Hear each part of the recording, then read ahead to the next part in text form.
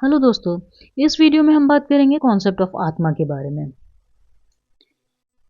जो आत्मा का कॉन्सेप्ट है ये हिंदुइज्म का एक कोर आइडिया है और इसके अंदर हम एक ऐसी चीज़ के बारे में बात करते हैं जिसको हम न देख सकते हैं, न सुन सकते हैं, न उसको टच कर सकते हैं।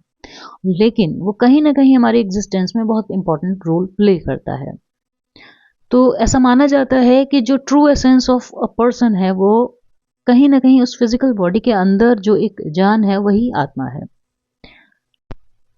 और ये जो आत्मा का कॉन्सेप्ट है और जो आत्मन है, ये एक fundamental and multifaceted principle है इंडियन फिलॉसफी का, स्पेशली हिंदुइज्म के अंदर।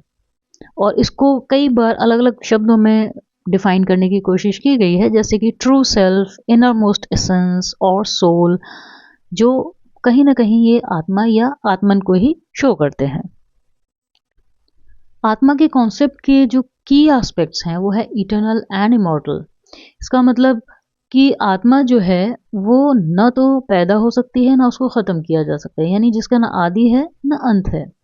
और जो जीवन मरण के जो साइकिल है, जो बर्थ एंड रीबर्थ की जो साइकिल है, उससे वो कहीं दूर है, कहीं परे है।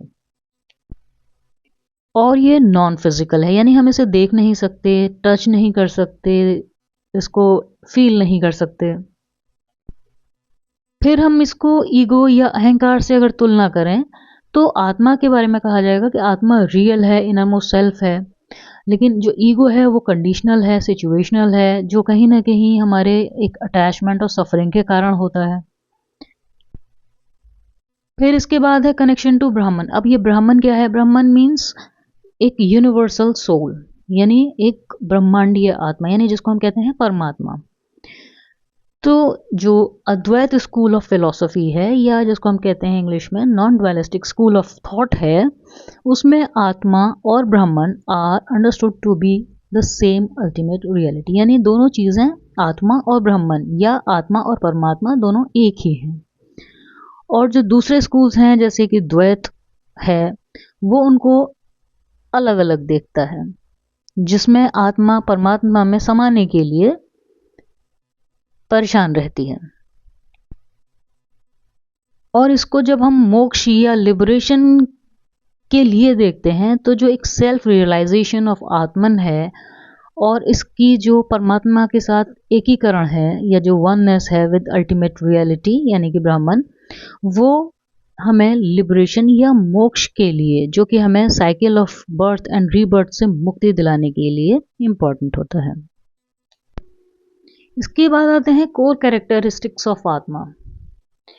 इसके 4 कैरेक्टरिस्टिक्स हम देख सकते हैं, जैसे इटर्नल एंड इम्पेरिशबल, यानी आत्मा ना तो पैदा होती है ना ये मरती है। और भागवत गीता के अंदर कृष्ण ने भी इस चीज़ की शिक्षा दी है कि आत्मा जो है वो केवल बॉडी को छोड़ देती है और किसी दूसरे बॉडी में प्रवेश कर जाती है, यानी जैसे हम कपड़े बदलते हैं वैसे ही आत्मा अपने इन शरीर को बदलती रहती है।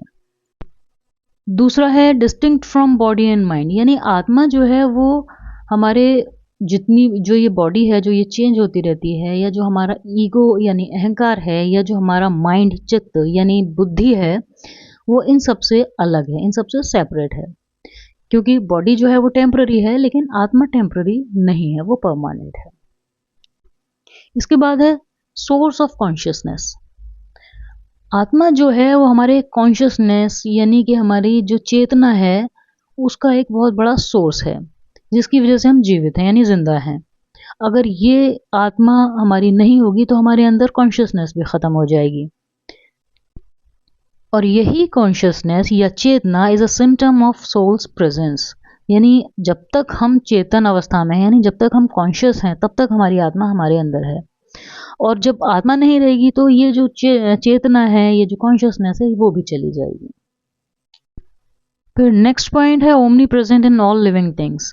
तो ऐसा माना जाता है कि जो एक आत्मा है वो न सिर्फ ह्यूमन बॉडी के अंदर है, बल्कि वो जानवरों में भी मिलेगी, वो पत्थरों में भी है, वो पेड़ों में भी है। जिस जिस चीज़ में हम देखते हैं कि लाइफ है जो ग्रो कर सकती है, वहाँ आत्मा को माना गया है। आइए अब देखते हैं कि आत्मा और ब्रह्मन यानी आत्मा और परमात्मा का क्या रिश्ता है। हिंदुइज्म के अंदर जो आत्मा का कॉन्सेप्ट है वो बहुत ही गहराई से जुड़ा हुआ है परमात्मा या ब्रह्मन के साथ, जिसको हम कह सकते हैं एब्सोल्यूट कॉस्मिक रियलिटी और वर्ल्ड सोल। तो ये जो रिश्ता है इंडिविजुअल सोल और यूनिवर्सल सोल का, ये एक सेंट्रल टॉपिक है किसी भी डिबेट का या शास्त्रार्थ का भारतीय फिलॉसफी के अंदर। फॉर एग्जाम्पल अद्वैत वेदांत यानी अद्वैत जो फिलॉसफी है, जिसको हम नॉन डुअलिज्म भी कहते हैं इंग्लिश में, इस स्कूल ऑफ थॉट के अंदर इंडिविजुअल आत्मा और यूनिवर्सल ब्रह्मन एक ही हैं और सेम है। अब वो चाहे मनुष्य के अंदर हैं चाहे वो जानवरों के अंदर हैं, और अपनी अज्ञानता यानी कि माया और इल्यूजन जिसको हम कह सकते हैं, उसके कारण हम एक दूसरे को अलग अलग समझते हैं। और जिस दिन हम इस नॉन डुअल वननेस को जान लेते हैं, उसी दिन हम मोक्ष के लिए तैयार होते हैं। दूसरा है द्वैत वेदांत यानी कि डुअलिज्म।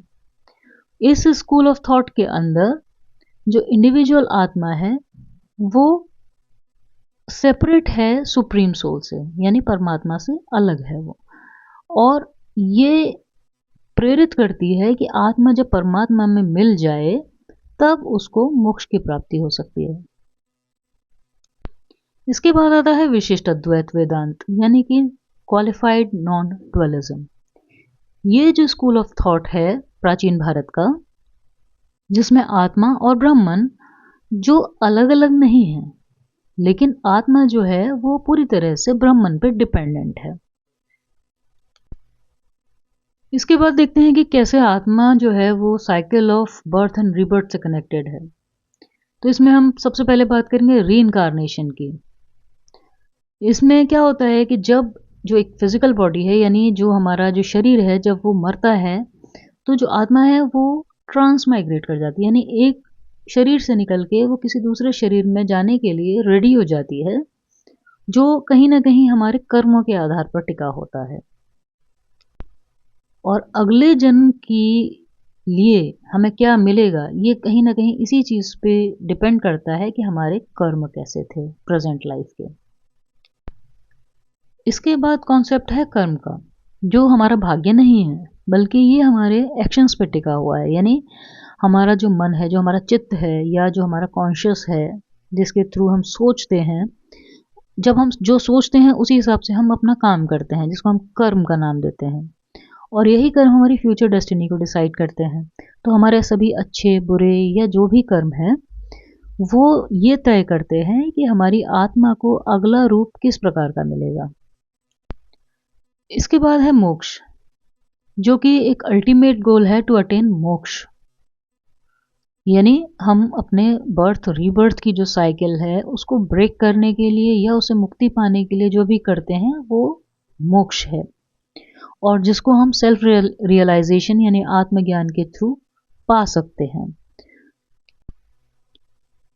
तो ये तो हमने अब तक बात की हिंदुइज्म के अंदर कॉन्सेप्ट ऑफ आत्मा की। अब देखते हैं कि आत्मा इन अदर इंडियन फिलोसफीज, जो बाकी और फिलोसफीज हैं जैसे बुद्धिज्म है, जैनिज्म है, उसमें आत्मा का क्या रोल है या किस तरह की बिलीव्स हैं। बुद्धिज्म में आत्मा के कॉन्सेप्ट को स्वीकार नहीं किया गया है, जैसे हिंदुइज्म और जैनिज्म के अंदर आत्मा के कॉन्सेप्ट को माना गया है, लेकिन बुद्धिज्म में इसको स्वीकार नहीं किया गया है। लेकिन वहाँ पे बर्थ और रीबर्थ का कॉन्सेप्ट है बट आत्मा का नहीं है। फिर बात करते हैं जैनिज्म की। जैनिज्म जो है वो आत्मा की एग्जिस्टेंस को मानता है, लेकिन वो उसको जीव कहते हैं, जो कहीं एक शरीर के अंदर विराजमान है, और इनका जो पाथ टू लिबरेशन यानी मोक्ष है उसका तरीका भी हिंदू ट्रेडिशन से थोड़ा सा अलग है। तो ये था अपना लेक्चर कॉन्सेप्ट ऑफ आत्मा को लेकर। आपको कैसा लगा इसके बारे में कमेंट बॉक्स में ज़रूर बताएं। Thank you.